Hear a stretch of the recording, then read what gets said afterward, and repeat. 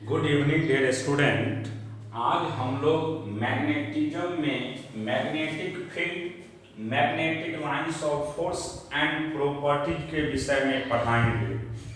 सबसे पहला चीज आता है कि मैग्नेटिक फील्ड है क्या। जैसे मान लीजिए कहीं पे भी एक मैग्नेट यहाँ पे मान लीजिए रख देते हैं तो इसके राउंड में एक फील्ड डेवलप होगा, क्योंकि अगर मान लीजिए यहाँ पे कोई मैग्नेट है और इसके सराउंडिंग में कोई भी मैग्नेटिक मटेरियल को लाते हैं तो ये मैग्नेट उसको क्या करेगा, अपने तरफ अट्रैक्ट करना स्टार्ट करेगा या रिपेल करेगा, जो भी जैसा भी हो। यानी यहाँ पे जितने भी छोटे छोटे टीनी मैग्नेट होंगे सभी पे इस मैग्नेटिक मटेरियल के चलते एक फील्ड डेवलप होगा इसके राउंड में। इसका मतलब है कि क्या यहाँ पे अगर कोई भी पार्टिकल रखेंगे तो क्या यहाँ फील्ड डेवलप होगा? नहीं होगा, क्योंकि इसका एक लिमिटेशन होता है। इसका मतलब ये हो गया कि कोई भी मैग्नेट को हम कहीं पे भी रखते हैं तो उसके अराउंड में यानी उसके सराउंडिंग में एक फील्ड डेवलप होते हैं। उसी फील्ड को हम किसके नाम से जानते हैं? मैग्नेटिक फील्ड के नाम से। तो डिफिनेशन अगर कोई पूछेगा आपसे मैग्नेटिक फील्ड का तो देखिए कैसे लिखिएगा, मैग्नेटिक फील्ड। हम मैग्नेटिक फील्ड की बात करते हैं, कोई भी मैग्नेट को कहीं पे रख देते हैं तो उसके सराउंडिंग में, उसके अराउंड में एक फील्ड डेवलप होते हैं। उसी को क्या कहते हैं हम लोग? Magnetic field. The space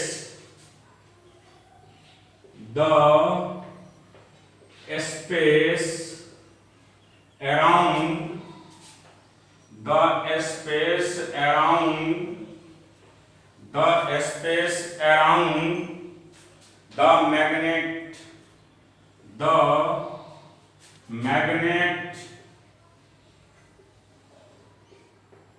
up to which it can attract magnetic material, attract magnetic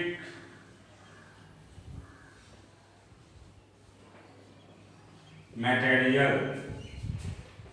तो सिंपल याद रखिएगा आप लोग कि अगर कोई भी मैग्नेट कहीं पे होते हैं तो उसके निश्चित राउंड में एक फील्ड डेवलप होते हैं और उसी फील्ड को हम किसके नाम से जानते हैं?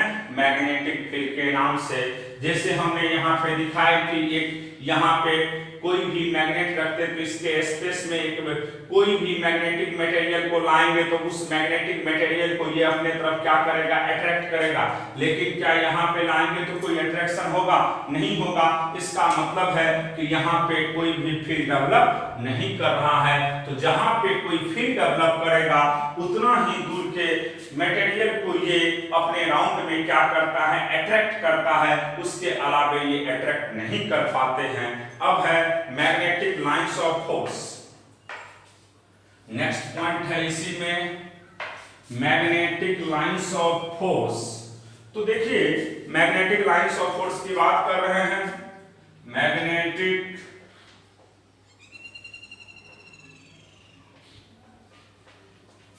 Lines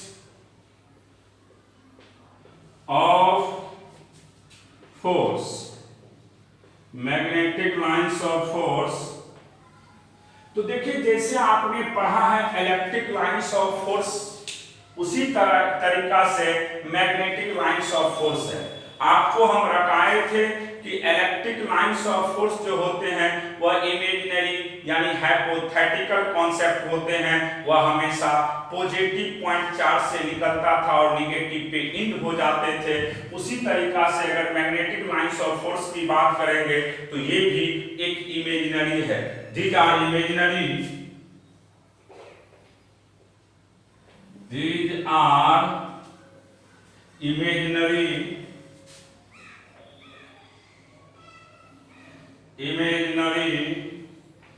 these are imaginary line, these are imaginary lines which comes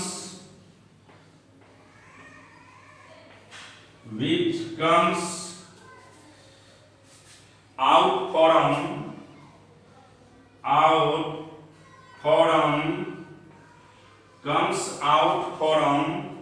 North Pole and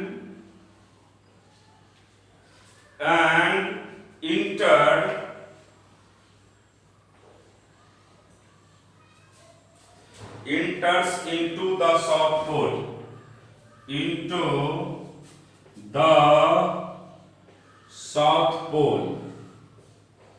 South Pole। तो सिंपल याद रखिएगा कि ये इमेजिनरी लाइंस है जो निकलता है नॉर्थ पोल पे और इन होता है कहां से, साउथ पोल से। जैसे समझिएगा, मान लीजिए यहां पे एक मैग्नेट है आपके पास, ये मैग्नेट है तो निश्चित इसमें कितना पोल होगा, 2 पोल होगा, एक नॉर्थ पोल होगा तो दूसरा साउथ पोल होगा। यहां पे मान लीजिए नॉर्थ पोल है और ये आपको साउथ पोल है। हमने बोले कि ये हमेशा निकलता है नॉर्थ से, ऐसे निकलेगा इस तरह से,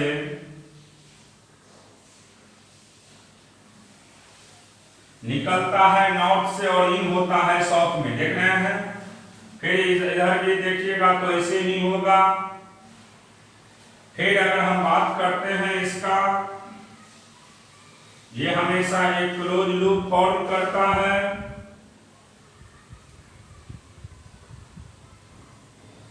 फिर इधर भी ऐसे।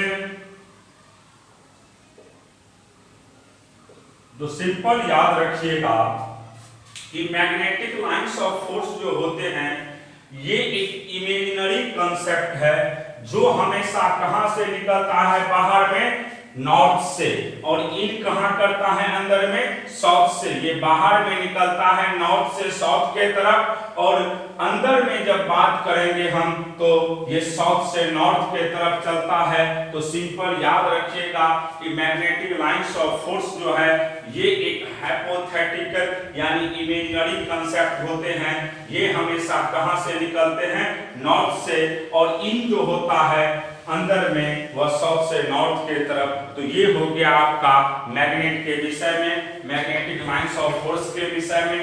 अब इसके बाद नेक्स्ट पॉइंट है, इसी में पढ़ना आप लोग को, प्रॉपर्टीज ऑफ मैग्नेटिक लाइंस। तो देखिए, जितना प्रॉपर्टीज आपने इलेक्ट्रिक लाइंस में पढ़े थे उसी तरह से इसमें भी प्रॉपर्टीज पढ़िएगा। Properties of magnetic lines, properties of magnetic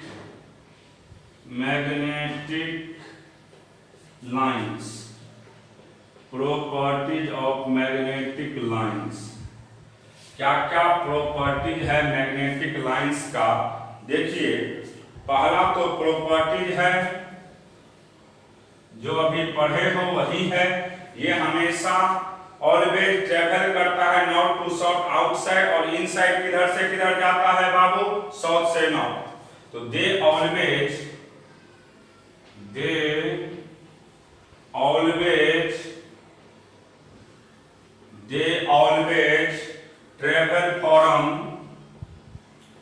travel from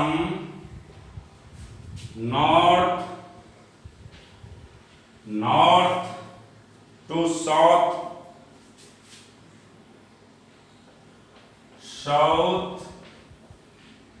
north to south outside the magnet, outside the magnet, outside the magnet, and south to north, south to north inside the magnet, inside the magnet। तो simple याद रखिएगा आप लोग कि ये always travel करता है north से साउथ आउटसाइड में, और इनसाइड ये हमेशा साउथ से नॉर्थ के तरफ। दूसरा प्रॉपर्टीज है इसी में कि the tangent to the magnetic lines, the tangent to the magnetic lines, the tangent to the magnetic lines of force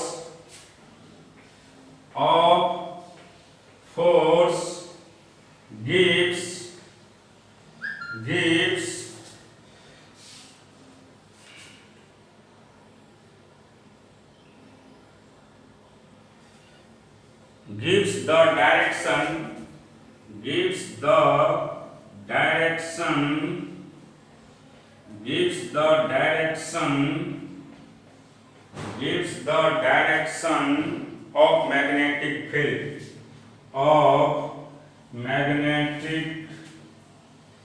magnetic field। जैसे अभी हम आप लोग को जब इलेक्ट्रिक लाइंस ऑफ फोर्स के विषय में पढ़ा रहे थे तो वहां पे भी बताए थे कि इलेक्ट्रिक लाइंस पे इलेक्ट्रिक फील्ड इंटेंसिटी का जो डायरेक्शन होता है वह उसके टेंजेंट के अराउंड, उसी तरीका से मैग्नेटिक लाइंस पे भी अगर हम मैग्नेटिक फील्ड के डायरेक्शन की बात करेंगे तो वह भी हमेशा क्या होगा, उसके टेंजेंट के तरफ, जैसे हम दिखा रहे हैं यहाँ पे अभी जैसे पढ़ाए हैं उसी के आधार पर अभी दिखाएंगे आप लोग को। मान लीजिए बाबू दो पोल है आपके पास,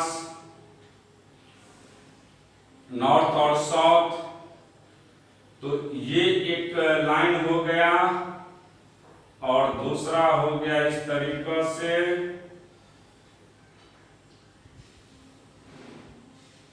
अब देखिए अगर मान लीजिए हमें यहाँ पे डायरेक्ट टेंजेंट देखना है यहाँ पे, तो इसका टेंजेंट ये होगा। फिर अगर यहाँ पे देखना है इसका टेंजेंट ये होगा। तो ये जो टेंजेंट है यही रिप्रेजेंट करता है किसको, मैग्नेटिक लाइंस पे, मैग्नेटिक लाइंस ऑफ फोर्स पे जो डायरेक्शन होता है टेंजेंट का, वही मैग्नेटिक फील्ड को रिप्रेजेंट करेगा। क्लियर हो गया। अब इसके बाद देखिए जैसे आपने पढ़ा था इलेक्ट्रिक लाइंस में कि दो इलेक्ट्रिक लाइंस कभी भी इंटरसेक्ट नहीं करता है, उसी तरीका से इसमें भी है कि याद ये रखना है कि two magnetic lines of force inter, तीसरा प्रॉपर्टी होगा no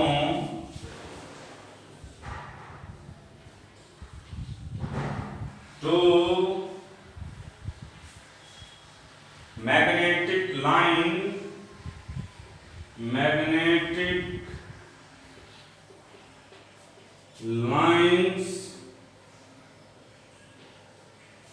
no two magnetic lines of force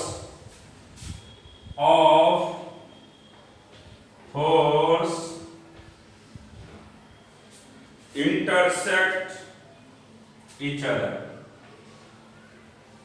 intersect each other। इसका मतलब ये हुआ कि दो मैग्नेटिक लाइंस कभी भी एक दूसरे को इंटरसेक्ट नहीं करना चाहिए। कैसे दिखाते हैं, जैसे देखिए एक मैग्नेटिक लाइंस ये हो गया, दूसरा मैग्नेटिक लाइंस ये हो गया, तो यहाँ पे इंटरसेक्ट कर रहा है मान लीजिए, तो इसके चलते इसका टेंजेंट इधर होगा और इसके चलते इसका टेंजेंट इधर होगा। तो क्या एक ही पॉइंट से दो टेंजेंट कभी भी ड्रॉ किया जा सकता है? तो हम जानते हैं एक पॉइंट से एक ही टेंजेंट ड्रॉ करते हैं दो टेंजेंट कभी भी ड्रॉ नहीं कर सकते हैं। इसीलिए हमेशा याद रखिएगा कि दो मैग्नेटिक लाइंस एक दूसरे को कभी भी इंटरसेक्ट नहीं करना चाहिए। क्लियर हो गया? अब देखिए एक डिफरेंस भी है, जैसे आपने पढ़ा है इलेक्ट्रिक लाइंस के विषय में कि इलेक्ट्रिक लाइंस हमेशा पॉजिटिव पॉइंट चार्ज से निकलते थे और निगेटिव पे एंड हो जाता था। तो मैग्नेटिक लाइंस में भी यही है कि अगर हम आउटसाइड की बात करेंगे तो नॉर्थ से साउथ तो आएगा, लेकिन इनसाइड ये साउथ से नॉर्थ की तरफ जाता है। इसका मतलब ये हुआ कि मैग्नेटिक लाइंस जो है एक क्लोज लूप फॉर्म करता है, बट इलेक्ट्रिक लाइंस कभी भी क्लोज लूप फॉर्म नहीं करता था। तो चौथा प्रॉपर्टी देखिए, फोर्थ प्रॉपर्टी आप यही लिखिएगा कि field lines are continuous, field lines are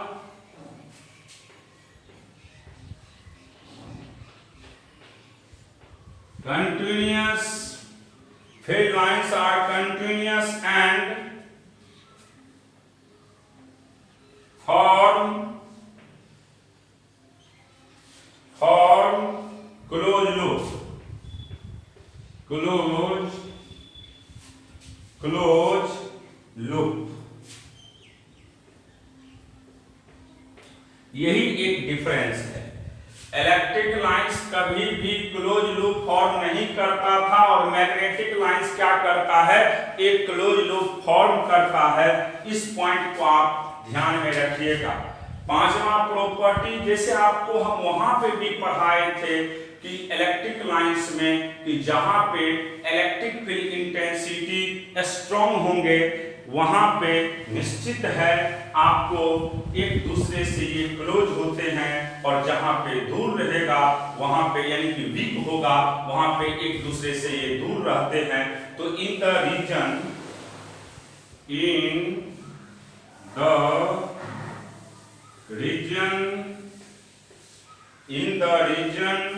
of a strong magnetic field, of a strong magnetic field, in the region of a strong magnetic field, the lines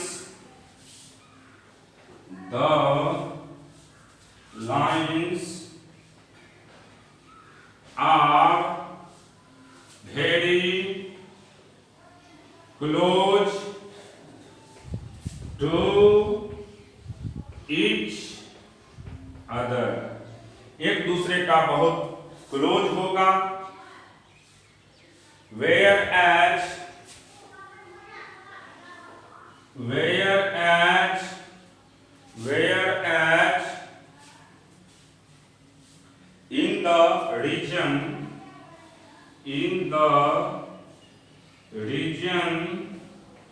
in the region of weak magnetic field,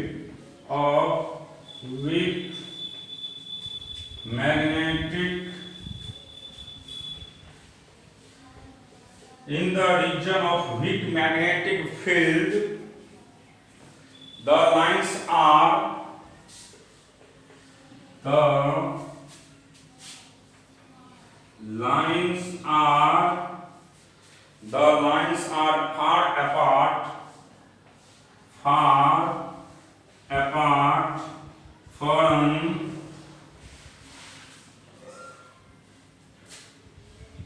apart from each other। तो simple याद रखिएगा कि जहां पे strong magnetic field होते हैं, जहां पे स्ट्रॉन्ग मैग्नेटिक फील्ड होता है वहां पे याद रखिएगा दो लाइन या जो भी लाइंस होंगे वह एक दूसरे के बहुत क्लोज हो जाते हैं, और जहां पे वीक होता है वहां पे ये क्या होते हैं, दूर दूर रहते हैं।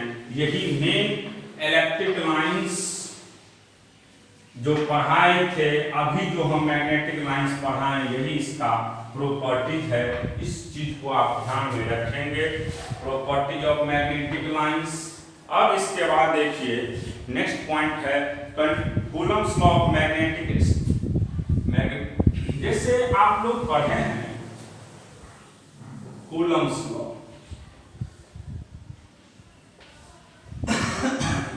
Coulomb's law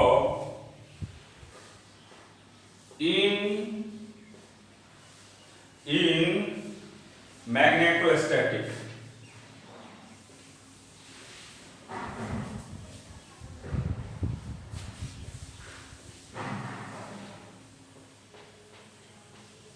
Coulomb's law in magnetostatic. जैसे आपने पढ़ा था कूलम्स लॉ इलेक्ट्रोस्टैट में, तो याद होगा कि अगर आपके पास दो पॉइंट चार्ज दिए हुए हैं और दोनों पॉइंट चार्ज अगर रेस्ट में रहता है, दोनों के बीच का कोई भी सेपरेशन होता था, तो वहां पे दोनों चार्ज के बीच में एक फोर्स लगते थे, उसी फोर्स को हम कूलम्बिक फोर्स कहते थे। और वहां पे हमने रटाए थे कि फोर्स जो है वह हमेशा डायरेक्टली प्रोपोर्शनल होते हैं दोनों चार्ज के प्रोडक्ट का। और हमने ये भी पढ़ाए थे कि फोर्स हमेशा इनवर्सली प्रोपोर्शनल होते हैं बीच के सेपरेशन के स्क्वायर के। और जब कंबाइन करते थे तो याद होगा आप लोग को फोर्स का फार्मूला पढ़ाए थे कि Q1 Q2 by R square. और हमने रटा चुके हैं कि K का वैल्यू 1/4 पाई एप्सिलॉन नॉट होता था, जिसका वैल्यू 9 गुने 10 टू दी पावर 9 पढ़ाए थे। अब उसी तरीका से जब हम कूलम्स लॉ इन मैग्नेटोस्टैटिक की बात करते हैं तो सुनिए, इसमें भी दो चार्ज तो नहीं ले सकते हैं, लेकिन दो मैग्नेट का, दो अलग अलग मैग्नेट का पोल लेंगे और उसके बीच में जो फोर्स डेवलप होंगे उसी को क्या कहते हैं, कूलम्स लॉ इन मैग्नेटोस्टैटिक। जैसे सिंपल समझिए, ये एक मैग्नेट है बाबू, फिर एक ये भी मैग्नेट है, दो अलग अलग मैग्नेट है। अब देखिए, मान लीजिए इसका पोल इसमें भी पोल होगा। अब दोनों का पोल मान लीजिए यहां पे नॉर्थ ले लेते हैं और यहां पे हम साउथ ले लिए। दोनों का अलग अलग पोल लिए हैं, एक का नॉर्थ तो दूसरे का साउथ। अगर आप साउथ साउथ भी दोनों का ले सकते हैं, नॉर्थ नॉर्थ भी ले सकते हैं। मान लीजिए इसका पोल स्ट्रेंथ अभी m है और इसका पोल स्ट्रेंथ हम मान लेते हैं m0 है। अब दोनों के बीच का सेपरेशन जो है आपको वह r दिया हुआ है। दोनों के बीच का सेपरेशन कितना है बाबू, r दिया हुआ है। हमने दो मैग्नेट लिए हैं, दोनों का अलग अलग पोल स्ट्रेंथ लिए हैं, एक का m लिए हैं पोल स्ट्रेंथ तो दूसरे का m0 लिए हैं। दोनों पोल के बीच का सेपरेशन हमने r लिए हैं। तो आप जैसे जानते हो फोर्स डायरेक्टली प्रोपोर्शनल होता है दोनों चार्ज के, तो यहां पे फोर्स डायरेक्टली प्रोपोर्शनल होगा दोनों के पोल स्ट्रेंथ का। फोर्स जो है वह डायरेक्टली प्रोपोर्शनल होगा दोनों के पोल स्ट्रेंथ के प्रोडक्ट का। फिर फोर्स इनवर्सली प्रोपोर्शनल होंगे बीच के सेपरेशन के स्क्वायर का। अगर दोनों को कंबाइन किया जाए बाबू, कंबाइन जब करते हैं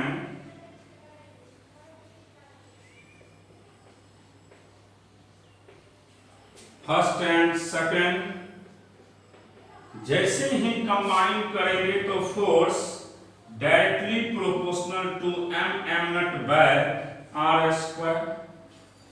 अब जैसे ही यहां पे प्रोपोर्शनलिटी कांस्टेंट को हटाते हैं तो μ0 बाय 4 पाई आ जाएगा, m0 बाय r स्क्वायर। तो सिंपल याद रखिएगा, जब हम कूलम्स लॉ इन मैग्नेटोस्टैटिक की बात करते हैं, कूलम्स लॉ इन मैग्नेटोस्टैटिक की बात करते हैं, तो फोर्स का सिंपल फार्मूला होता है μ0 by 4 pi m m0 by R square, M naught by R square. अब देखिए म्यू नट बाय 4 पाई का भी वैल्यू आप याद रखिएगा। तो म्यू नट बाय 4 पाई का सिंपल वैल्यू होता है 10 टू द पावर माइनस 7। तो याद रखिएगा, जैसे ये तो हो गया कूलम्स लॉ इन मैग्नेटोस्टैटिक की बात करेंगे तो सिंपल याद रखिएगा, फोर्स का formula mu naught by 4 pi M naught by R square. अब देखिए नेक्स्ट कॉन्सेप्ट, जैसे इलेक्ट्रोस्टैटिक में जो पढ़े हैं ना, उसी तरीका से सब कुछ यहाँ पे भी पढ़ना है, कोई डिफरेंस नहीं है दोनों के बीच में। तो इसलिए आप लोग इसको ध्यान में रखते हुए आगे बढ़ते चले जाएंगे। मैग्नेटिक फील्ड इंटेंसिटी की बात कर रहे हैं। मैग्नेटिक